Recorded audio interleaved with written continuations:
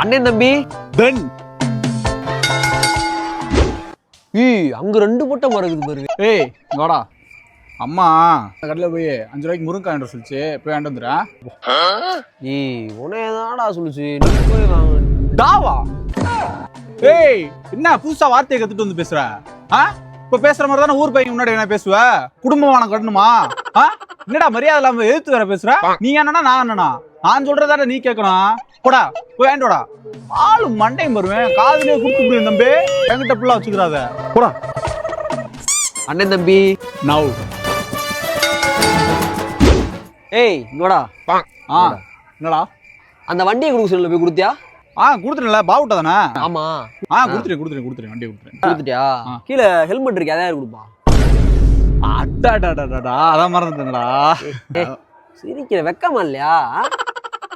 போய் அவன் போன் அடிச்சு இப்ப கேட்டுக்கிறியான், நீ யாரு போய் வாங்குறது? போய் ஒழுங்கா கொடுத்துட்டு ஒரு ஸ்பூன் அரிசி எடுத்துட்டு வந்து போ. அரிசியா? ஏய் நீ அங்க போவேலடா, அவனுக்குள்ள போகும்போது கொடுத்துடுறா. நான் போவா? இந்த வேலையெல்லாம் வச்சுட்டு நான் போறேன், நீங்க போய் உட்காந்துரு. ஜாலியா இரு, உட்காரு. சரிடா விட்றா, போறேன் விடு. போடா.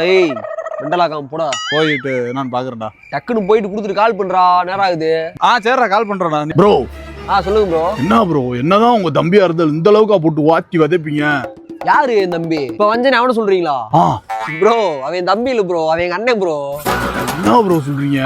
அண்ணன் கூட பார்க்காம கூட்டு வேலையை கொடுத்துருக்கீங்க, அவரும் ஆன்றாரு ப்ரோ. இந்த தம்பி உடையான் படைக்குஞ்சான்னு சொல்லுவாங்க பாத்தியா? ஆமா, அதே மாதிரி இது அண்ணன் உடையான் வேலை கஞ்சான். நம்ம சொல்ற வேலையை செஞ்சுக்கிறோம்ல, எந்த எதிர்த்து பேச மாட்டாப்ல. நீ எனக்கு அப்ப இப்பெல்லாம் இப்படிதான்.